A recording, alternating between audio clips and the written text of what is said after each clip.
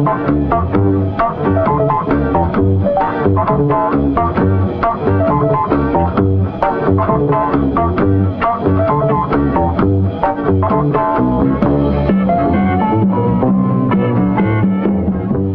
like what you wrote about enjoyment. I didn't read that clearly, but that's some cool shit. Like the jouissance of the example. Oh yeah, that's just. Oh yeah, well that's cool. Yeah. That was just that's sort of my fucking around, my interpretation. Most of it came out of just the introduction to looking awry. Cool. Yeah. Parallax object, sublime object, object putia. They're kind of all the same thing. And so there's a certain amount of enjoyment or access to an example, which is the crack or fissure in a theory. And, it has the same structure as desire, basically. Because he says, there's a quote from Looking Awry. He says, on the other hand, it is clear that Lacanian theory serves as an excuse for indulging in the idiotic enjoyment of popular culture. And I don't think he's using enjoyment naively, right? There's a claim, and I said there's a claim, I don't know from whom, but that Žižek is a philosopher as jouissance. And it's true. Like, he's basically always inserting the gaze so that we can experience the objet putia, so we can experience the excess of an example and essentially enjoy, right? And I don't mean enjoy, I mean jouissance. Right. And it also happens to be quite fun and enjoyable for the most part. Which is something that remains significant about Žižek's philosophy now. Right. Oh yeah, man. That's point one, Yeah. Point one. Blast. And so on and so on. Can we introduce ourselves? Yes. Hello, I am William. I'm Jacob. I'm Peter. Hi. Today is the year anniversary of at least the beginning of my COVID life. I think it's the same for many people. Yes. It's the day that the It's the borders first shut full down. day. Yeah, it's the first full day. Also, and we did this on the Patreon episode, but it's also roughly a year of Žižek and so on. So thanks everyone for listening. We appreciate it, and we're excited about this project, and we're looking forward to doing more. Yeah, and we might as well plug actually the Patreon. I think we can do that. $5 a month. We have a vibrant Discord community. Got a book club. Talking a about book doing club. T-shirts. We're thinking about merch. T-shirts are in conversation. There are talks about T-shirts. Can confirm. Yeah. We're thinking about hooking Jacob to OnlyFans. So a lot of good stuff coming up. Yeah. And the whole anniversary of both COVID and this show, like, this has been probably the best thing of this year for me. So, and it is, man, the Discord keeps us going. Like, I'd say just what goes on there and the active engagement just keeps us going. Yeah. So today we are talking about the example, the role that the example plays in Žižek's philosophy. Yeah. And we've read a chapter in Robert Pfaller's book. We're revisiting that from last week. A book he wrote on interpassivity. What's the chapter called, guys? God, we're bad at that, eh? We just Interpassivity and Misdemeanors, the Art of Thinking in Examples, and the Žižekian Toolbox. Incredible piece of writing from Robert Pfaller, I think. Yeah, and he guys, have you heard the one about Žižek and radio error? No. Please tell. Was Žižek's example a concrete element that illustrated an abstract idea presented before? In principle, yes, but first, the idea was not totally abstract. Second, the example was not more concrete than the idea. And third, what the example did to the idea was not illustrated at all. Haha. We'll add some laugh track there. I still don't. I don't understand that. What is radio aired about? Radio Erdogan joke that Žižek tells. Is it true that the Jew Rabinovich won a car? In principle, yes, but it wasn't a car. It was a bike, and it wasn't given to him. It was stolen from him. And he didn't win it. It was stolen from him. From the outset, when you talk about examples and Žižek's use of examples, where would you find, what's the best explanation or best demonstration of his use? Because it's in every book. It's in every practically book, yeah. every page. And so the idea with this episode on examples is to describe and explain Žižek's use of examples, and then perhaps start a series in which we unpack some of the more frequent and repeated examples in his work, because ultimately you're not only getting, lots of examples from Žižek from lots of different sources, but you're often getting the same ones. So you'll read a book of his from the 90s and you'll read a book of his from this year, and you will see the same examples. Often they're used in similar contexts, describing a similar theory, but often as well, just as often, are they describing something else or exemplifying something else. And almost never do you find from Žižek a precise description why he's using examples. Mm-hmm. And it's something that you can't help but notice. It's basically one of the first things that you notice about reading Žižek is that there's an unusual amount of references, cultural references, film, just endless things that he's comparing and manifesting his philosophy through. And from an experiential note, when you're reading Žižek first time, or even you're a frequent reader of his, there's something very frustrating in the way that he uses examples, because ultimately, I remember when I first approached Žižek, I assumed he was the subject supposed to know in the 21st century. This is the person who is describing that we were living in the end times and had a particular way of philosophizing that was always already inside the events of our time. It was not necessarily about participating in the history of being or the Western tradition. It was like philosophizing now. And so I would go to his books with the hope that there was answers. And what's frustrating about it is that in the example, you can feel there is the thing that you expect, the quote, the answer, right? There's something suggested in the example more than what he's just been describing. So he'll be talking about a theory, how it plays out in either Lacanian terms or Hegelian terms, and then he'll just use a pop culture reference. And in that reference and in that example, there seems to be like the key, and you can feel it, you can almost identify it, but it always somehow escapes the example, right? The example in some way both exemplifies the theory and then mystifies it. Sort of, it moves and shifts in his example. Do you think it's so much a mystification? I would argue that in some ways it's a clarification. But I think what he shows is that any form of clarification is just a further mystification, right? Well, it readjusts the thing that it's describing, but maybe we can be a bit more like incisive about like. Yeah, that I think I prefaced that from an experiential standpoint, right. because really what I want to say is just like, to read Žižek's books and to encounter his examples is to be both, there's quite a bit of enjoyment wrapped up in it, but it's befuddling, and I think I would say that maybe the reason it's befuddling is that we're not typically, especially coming from other schools of philosophy, being unfamiliar with the dialectic, and I think Žižek's examples are dialectical, mm-hmm.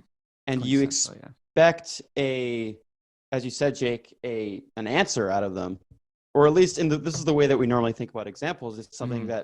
that perspicuously mobilizes the theoretical point in a material way or in an experiential way. But that's not really what his examples do. Right? Mm-hmm.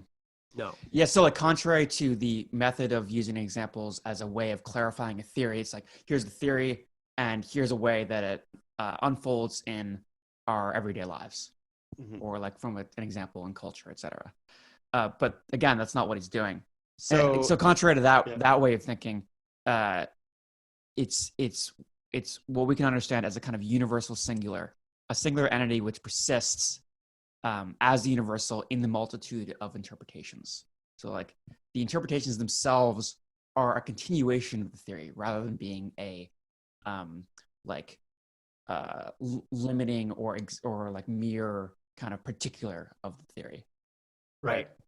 And we can often, like, there, I think after a certain once you experience an example in Žižek sort of throughout text, you can assign a kind of, at least he's like using it as what Fowler calls a theoretical tool with various theories, but his ability to kind of use an example in one way and then use it in an entirely different way in another book or another context also kind of proves I think it's Matt Flisfeder's point, right? Is the universal singular it proves that there's a kind of like a way in which an example can be determinate, but also universal, right? Like it can speak to one thing and then also speak to another, which I think is really important. And so that first method of using examples, we might understand as an idealist method of exampling, whereas Žižek is incorporating a materialist approach to examples, where in that there's always kind of more in the example than is initially understood to be. Yeah, I think it would be helpful to actually read one of the points in which Žižek actually explains the example that I took out of Less Than Nothing, but he says it also in Joy or Symptom. He says, the difference between the idealist and the materialist use of examples is that in the Platonic idealist approach, examples are always imperfect. They never perfectly render what they are supposed to exemplify, while for a materialist, there's always more in the example than what it exemplifies. In other words, the example always threatens to undermine what it is supposed to exemplify, since it gives body to what the exemplified notion itself represses or is unable to cope with.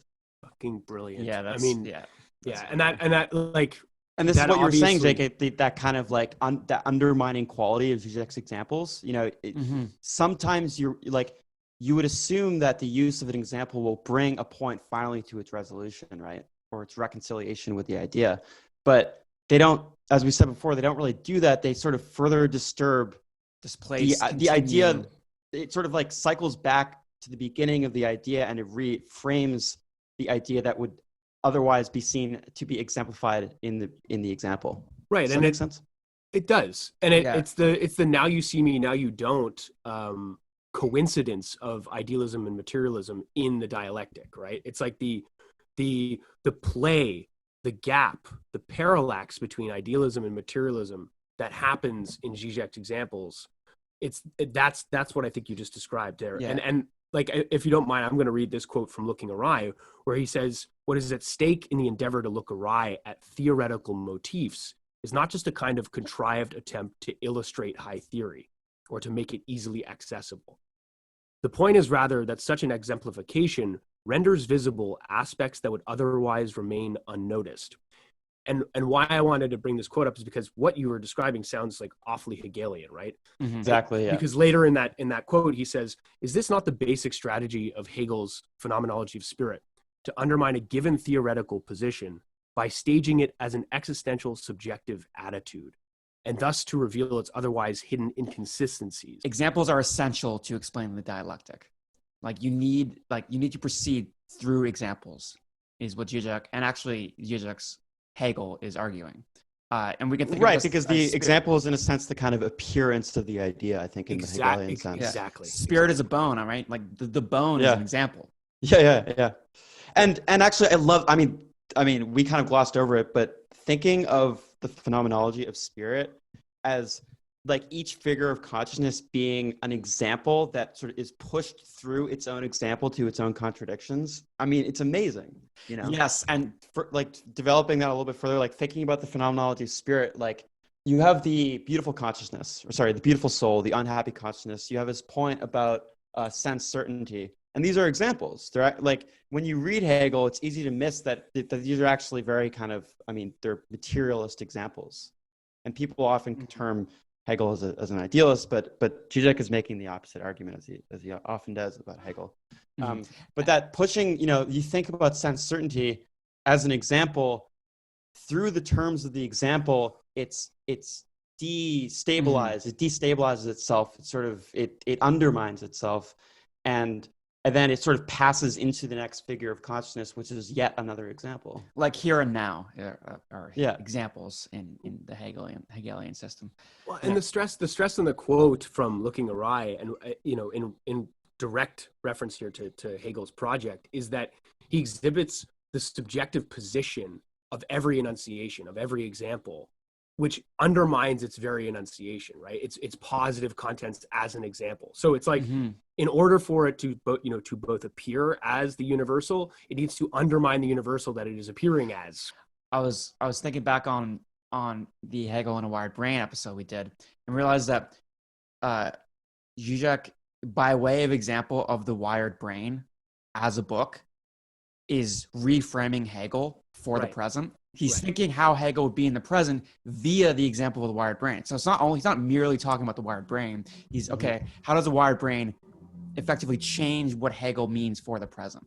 Arguably, it's not even a book about singularity or the wired brain. It's a book about Hegel, right? Or how It's- much we all fucking hate Elon Musk. I will again say it. Sorry, go well, we ahead. can, and like, and no, and it's like, you know, back to Will's dream. It's like there's manifest and latent content, right? And then there's the dream form, right? There's the form of the dream, and I think that ultimately we often have with Žižek's examples manifest content, latent content, and then the dream form, which eludes.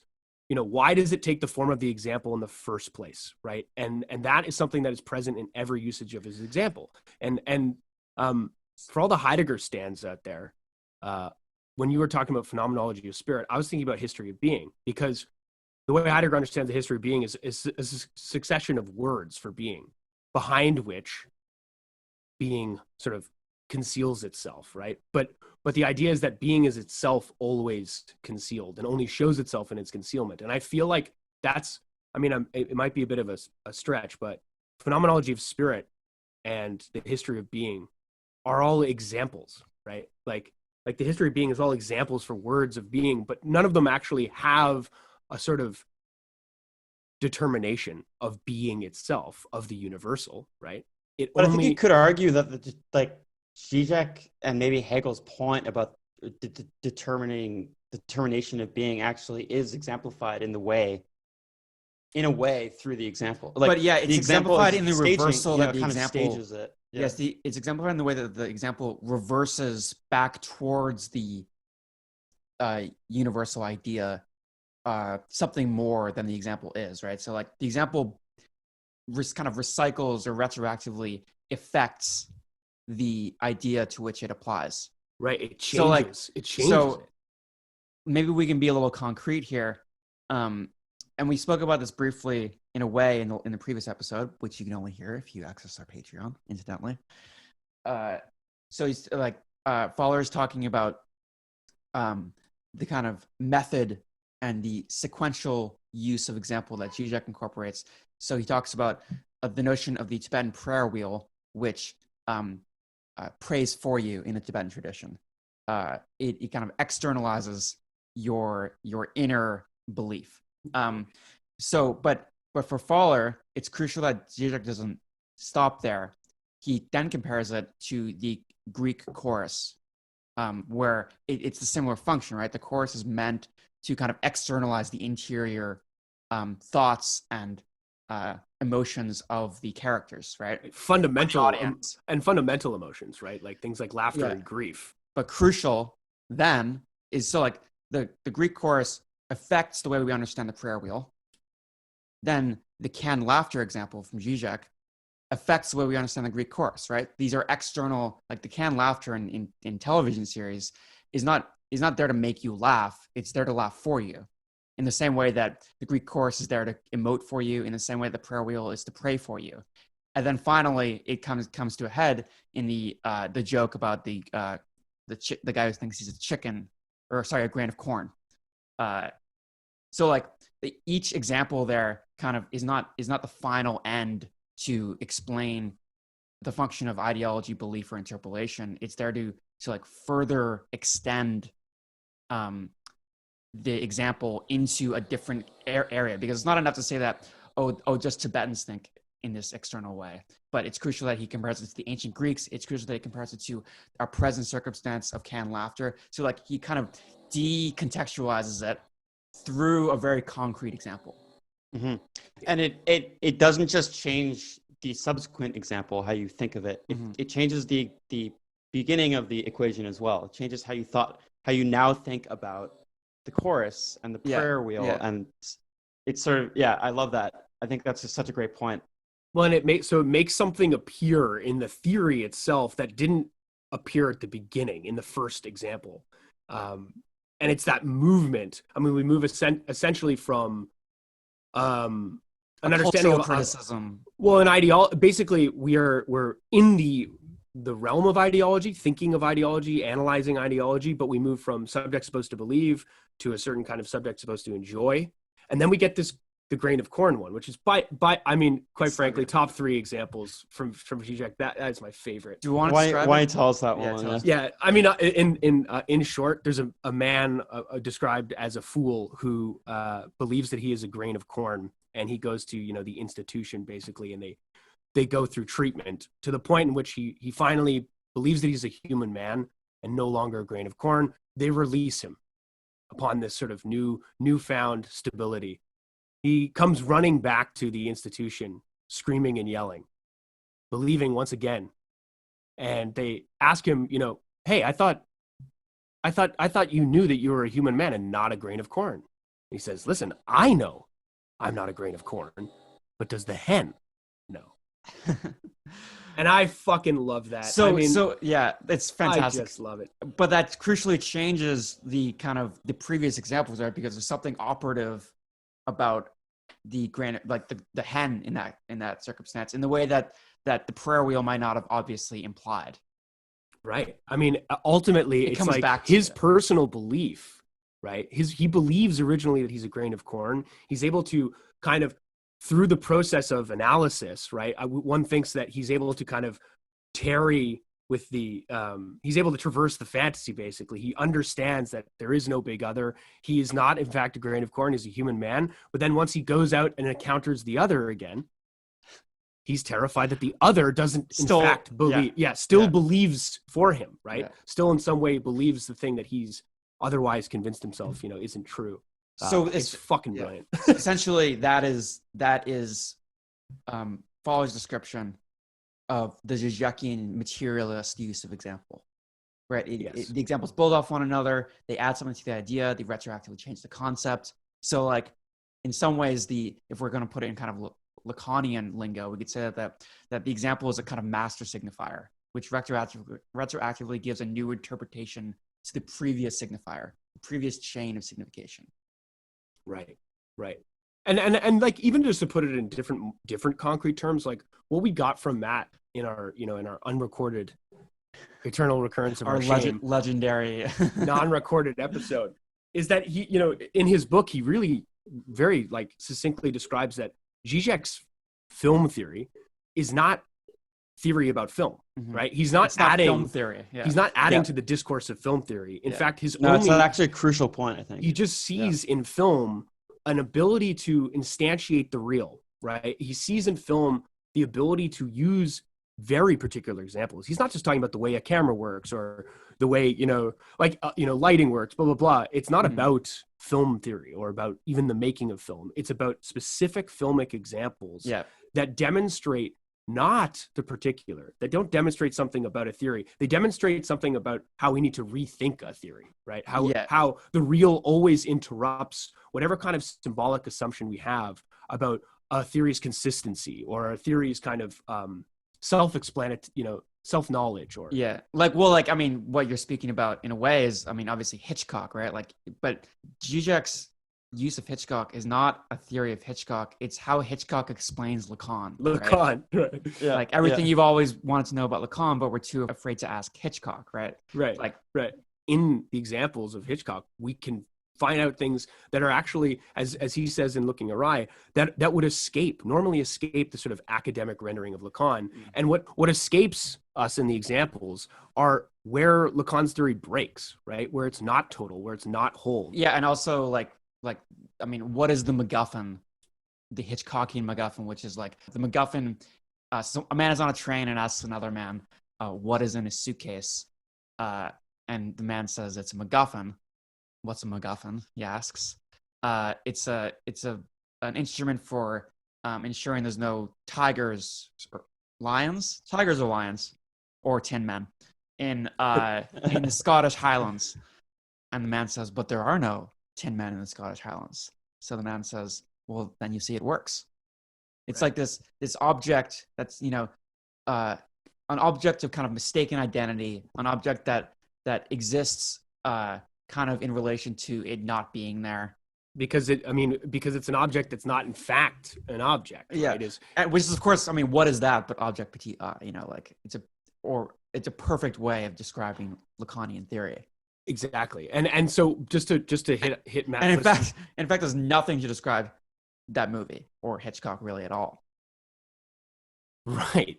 There's absolutely no attempt to kind of contextualize the example either, right? Like, and anyway, I mean, but so this is back to what we were talking about with the materialist idealist coincidence, which is a suggestion, a reading of Matt Flisfeder's in terms of, understanding Žižek's use of examples.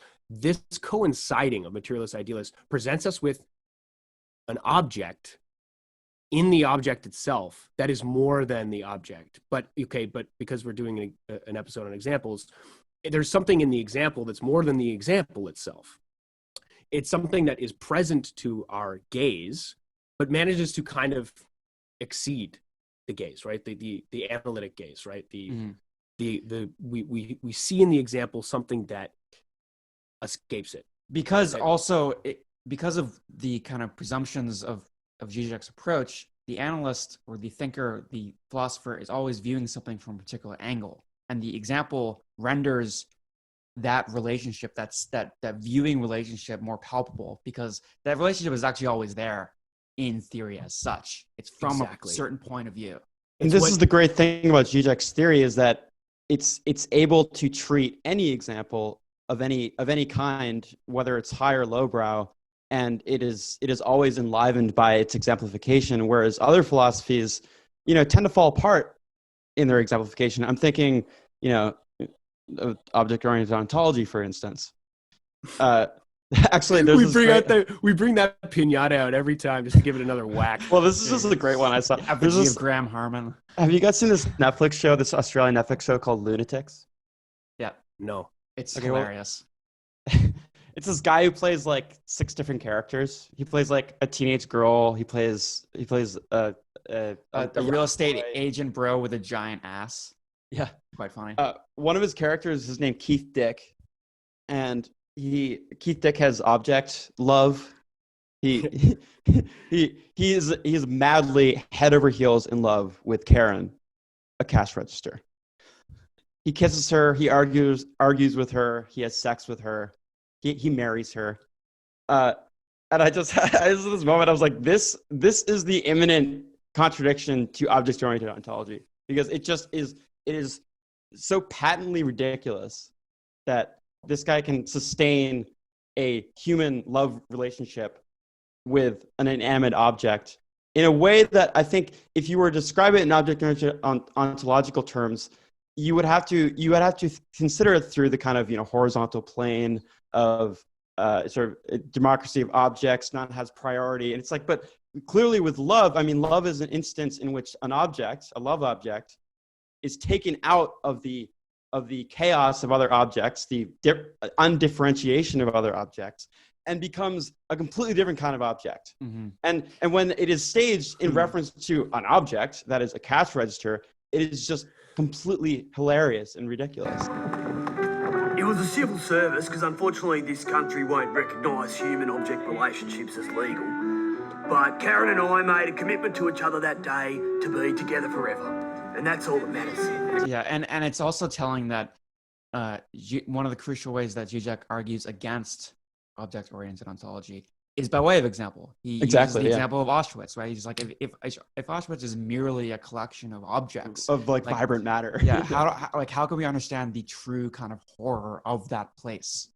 Yeah, well, and so Will, I think what your cash register thing, like dialectical materialism basically likes, I think that it kind of allows us to clean up what object orientology kind of just misses. They just miss it by a second, because ultimately what they're trying to do is account for the subject, right? Like that's ultimately what it's about. It's like, how do we account for the subject? And more like dismiss the subject in a way. Or dismiss the subject, but like essentially the idea here is, in Žižek's examples, we get a sense of how the subject is always already a part of the object, right? So Žižek's examples kind of underscores the complicated subject-object relationship that dialectical materialism essentially it's the engine of dialectical materialism, right?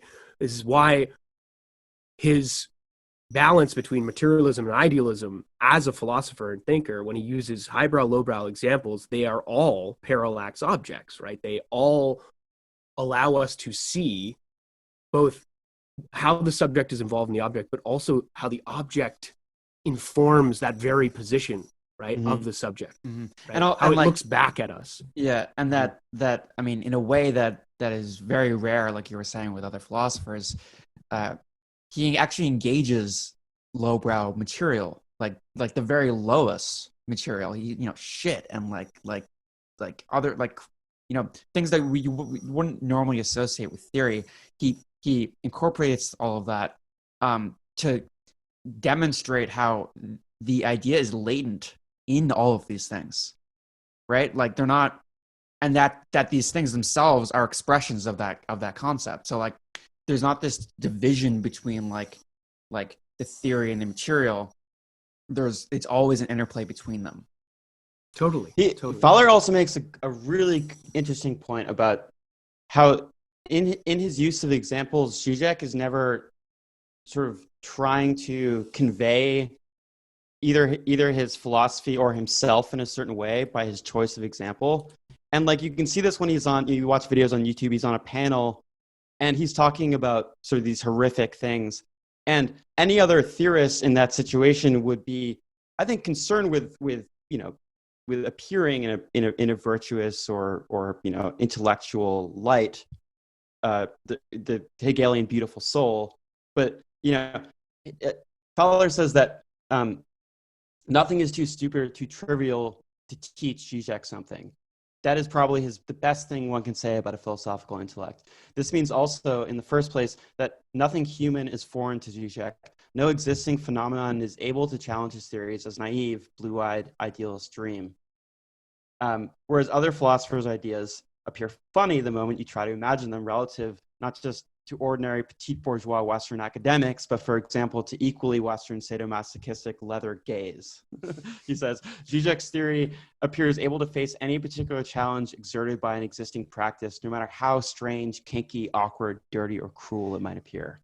That's such a good point. And it's like, and he's often critiqued on those grounds, but then like, in what way should he be speaking? And like, well, there's also a paradox there, because ultimately, he gets called anti-Semitic, racist, fucking transphobic, and ultimately what he does is he's willing to kind of fall on his own sword in a certain way by the audience, the capital A audience always immediately takes Žižek to be bound up in whatever he's, in the theory that he's talking about. But most of the time we're willing to go to university, listen to our profs and think, well, this is just theory. This is how theory works. In fact, it's disinterested. It's objective. But Žižek's showing us, and this is why he can talk about shit and porn, is that there's not a moment, there's not a moment that doesn't always already imply a kind of relationship between the world and the subject, right? And it's not. I mean, I think it's incorrect to think that in Žižek's examples we can identify him. But we're identifying the subject, right? We're identifying the certain level of jouissance that comes with thinking. Those examples compel you to think through them. It's like, okay, he's saying something that seems a little kind of counterintuitive. Yeah, and if you leave these things out, I mean, you're eating from the trash can of ideology, I think. Like if you refuse to confront, if you refuse to confront these things, you're ascribing yourself to an ideological project, I think, that attempts to resolve the world, resolve the contradictions of the world, attempts to convey it in a kind of decontaminated, sterile way, where in a certain language game, let's say in intellectual circles, you won't deign to mention certain things. Like censorship notwithstanding, I think it says something really interesting about, Peter, once again, as your friend, one of your greatest points ever is like when we feel uncomfortable is the feeling of ideology. And I think that what Žižek is allowing us to do is see the extent in which we're ideological subjects. And by making us uncomfortable, he's not just some sort of poltergeist, but it's very theoretical. Like, yeah, because if you're not going to think about those objects, like something or someone is going to do that thinking for you. You're going to have kind of latent presumptions about all these things which is enacting ideology. You're not actually engaging with it. If you think that examples like these low materials, these comments on film and television and all these things are kind of outside the bound of actually like meaningfully engaging. Manufactured consent, man. Yeah. For fucking 100%. Yeah, of course. I mean, Maybe maybe we can then kind of come to one of the interesting things that Fowler says about Žižek, an example, in the way that he's critiqued for using examples. Right. Yeah. Do you mind Jake, just before? Well, no, want you to I'd love for comment you to on do that. What I want to say. I'd love for you to do that. I'd love for you to do it. Will, Go ahead, make my you might day. have to do it. But I just think that I've always loved this dichotomy, but that by making cultural objects parallax objects, Žižek shows instead of tells how ideology covers over certain things, like the subject, correlation in the object, how the ideal and material coincide. I feel like he shows us instead of just sort of tells us, which is what we expect from an example, right? Yeah. Tell me what the fuck you just said, but really he's just showing us. So it is a felt thing. I had a nice moment where I kind of reframed the phrase "first is tragedy, then is farce" through this kind of dynamic. It's like first is tragedy, which is theory, then is farce, which is the joke or the example. Yeah, it kind of recycles and like repeats. Perfect. And yeah, so Pete, like we both landed on this, the Fowler's excellent sort of response to a very commonplace critique of Žižek is that he on one hand moves far too quickly through examples or concepts in general, right? And that, I think anyone who's read Žižek can attest to that, right? We move on at a conceptual rapidity, right? That's the first claim. On the other hand, we have books from the 90s and books from this year employing the same examples, right? Over and over and over again. We've seen the man as a grain of corn. We've seen the jealous husband. This is more on the level of critique. The critique is that Žižek moves too fast and that he repeats himself. Right. I'm just saying on one hand, we have the critique that he moves too fast. On the other hand, that he's way too repetitive, right? And what's the conclusion? Fowler's conclusion? Well, you can't have it both ways. Like, which one is it? Does he go too fast or does he repeat himself? Because if he's going too fast, then surely you would hope that he would repeat himself. Right.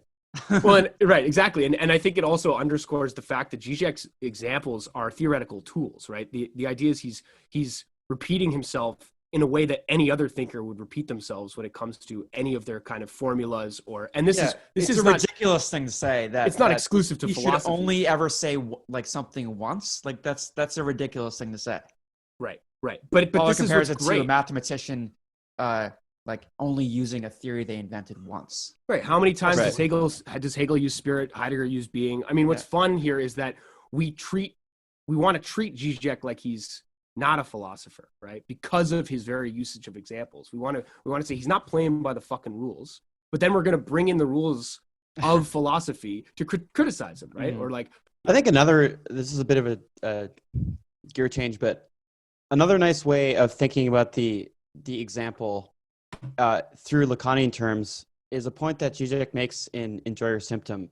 And I think considering the example through the lens of symptom versus fetish, and he says that the symptom is the exception which disturbs the surface of the false appearance, the point at which the repressed other scene erupts, while the fetish is the embodiment of the lie which enables us to sustain the unbearable truth. So I think putting this in terms of an example, like if you consider an example to be in the more traditional sense of the example, a conclusion to an abstract set of ideas, an elucidation, you could see that example as a fetish, which sort of sustains a lie, sustains a narrative, sustains an ideology, whereas the symptom is the repressed of the concept, which sort of erupts as the incompleteness of the concept. Exactly. And then stains the concept. Exactly. And this is like, and if you think about it, like in terms of actual symptoms in the psychoanalytical realm, it's like the symptom is the example of the generalized anxiety or the and it's the way in, right? It's the way, it's how you diagnose, it's how you treat, it's how you analyze. And so basically he's being a psychoanalyst like within philosophy. And within, and within the cultural, which is cool shit. Yeah, which is cool, super cool. I mean, I had this note that he moves, his examples help us as readers move from symptom to symptome, which exposes the core of enjoyment at work in the midst of every ideological edifice that sustains our sense of reality, right?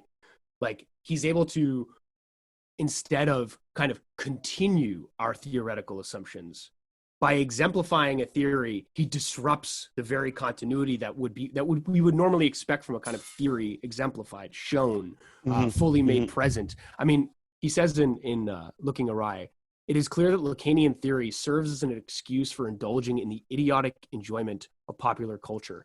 And my point here is I don't think he's using enjoyment naively, right? There's an idea that he's able to, not only be enjoyable. I think it's fun to read Žižek, but he is pointing to in his examples where our enjoyment or jouissance, what is excessive, where that lies. So he's constantly basically pointing to the objet petit.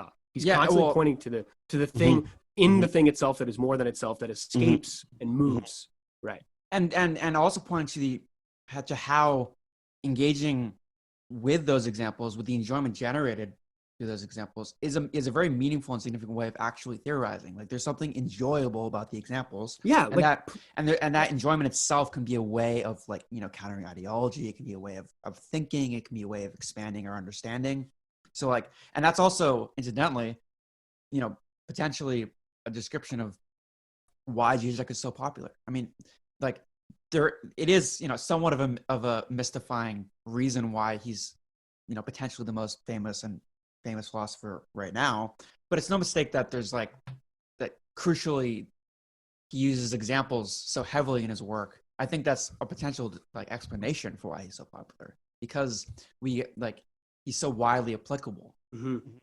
Yeah, and I think it also bears repeating the point that we made vis-a-vis the anti-Semitism example, that of concrete universality, where the example functions as the kind of exception to the totality, and it is the point at which the totality becomes comprehensible by its very exception. And another point we talked about in that episode is a point that Hegel makes and Žižek makes a lot, is the genus species example, where the genus, which is the higher category, falls into its determination of species as one of its species. And also what comes to mind is Žižek's example of recycling, and that there's garbage, great, there's a million different types of recycling, there's compost, and then there's one for just general refuse that kind of doesn't fit any other category. But what is a general refuse is one amongst a sequence of other receptacles, and yet represents the universal. Exactly. This is the genus species dynamic, right? All of this stuff, the sort of universal form of this is refuse, garbage, things that we don't want, that we want to throw away. And the sort of key to it is the point at which garbage becomes one of its species, the thing that no one really in this sort of super egoic situation, you're not supposed to throw anything in the garbage. And yet that is the kind of disavowed truth of the whole scenario, that it's all garbage, Yeah. Yeah. And that example reveals, it's a fantastic way of actually understanding that concept. And Fowler describes the Rabinovich example as he now cannot think of Hegelian dialectics without thinking about Žižek's use of Rabinovich. And Jake, the chutzpah. He even says, go ahead. He says the chutzpah of Rabinovich. Well, I just think it's great. It's the Jew who's trying to emigrate from Russia, right? And the bureaucrat at the office, immigration office says, why do you want to leave Russia? And Rabinovich says, well, I'm scared that the communists are going to lose power, and that the new power will blame the Jews for all the communist crimes, and there'll be other, new Jewish pogroms. And he says, the bureaucrat says to Rabinovich, but that's crazy. The Soviets will never lose. Communists will reign forever. And he says, that's my second reason for emigrating. I fucking love that. It's the same turn as the grain of corn, right? It's the same turn. What failed, how we failed to interpret the first example, the first reading, shows up as something different in the second, right? Mhm. It's Mhm. but And actually, the feeling second is- reveals, a far greater kind of external contextualization of the way that Rabinovich understands his predicament. Yeah, or like the garbage hole in wait, the garbage hole. the garbage hole. Put like that there in the garbage hole. Yeah. It's a fucking hole. The garbage. Yeah. I don't do it often, but there certainly is a real surplus enjoyment in throwing whatever the hell I want into the garbage. Because, I don't know where it is, wherever the listeners are listening to this, but Canada is extremely super egoic in the way that we are to approach our receptacles.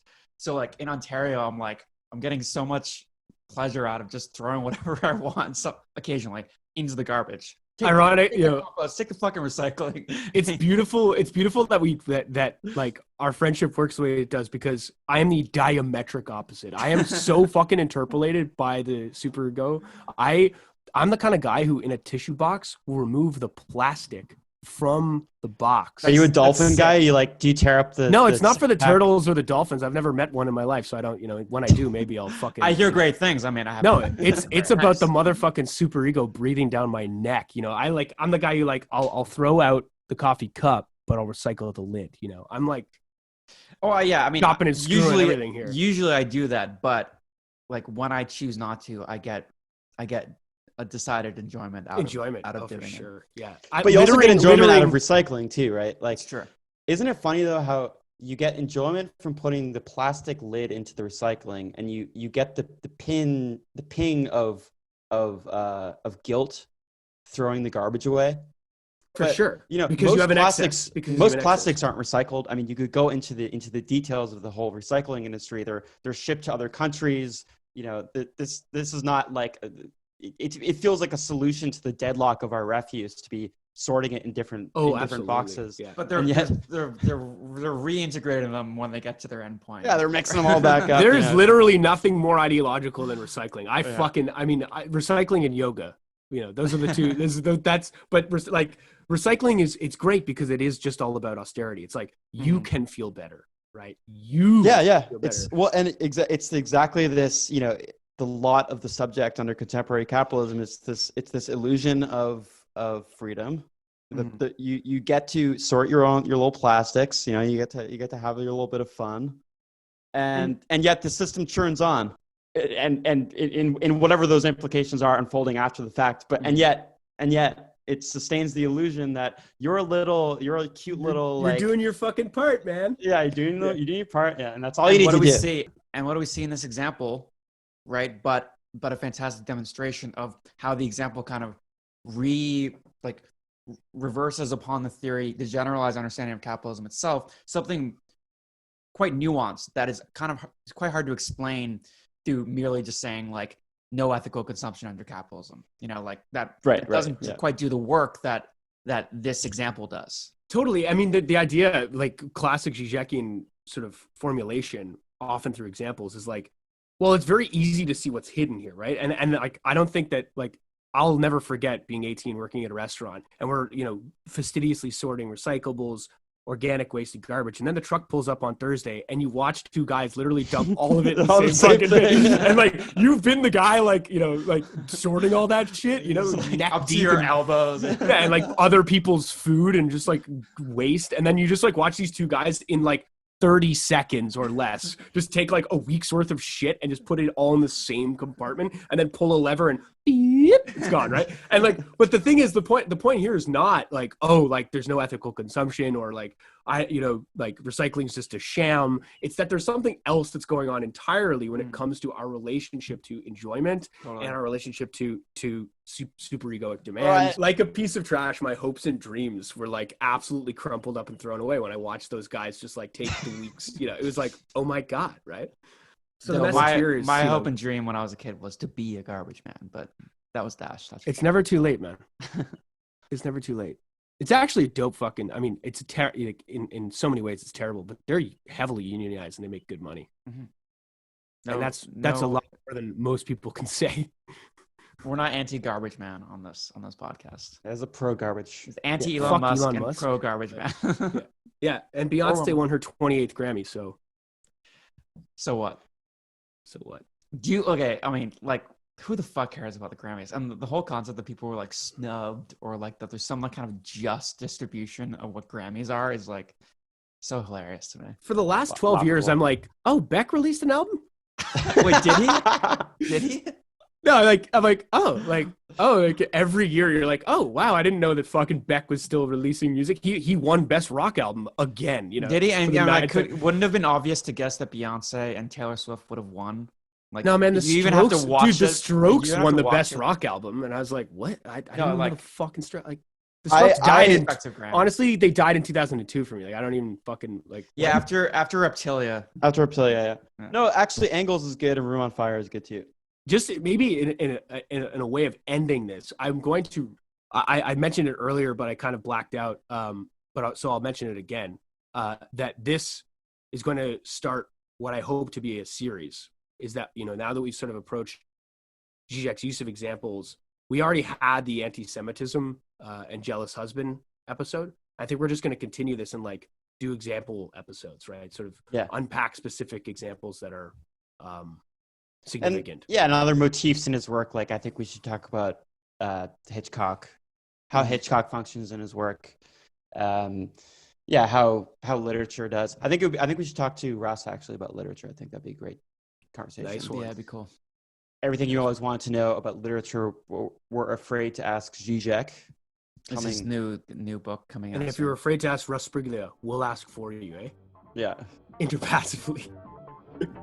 Yeah. So, see you guys later.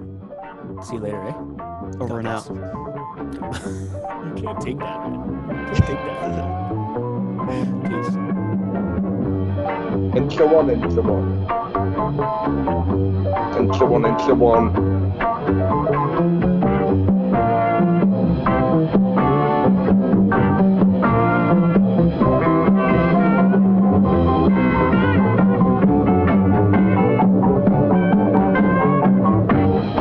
And so on and so on.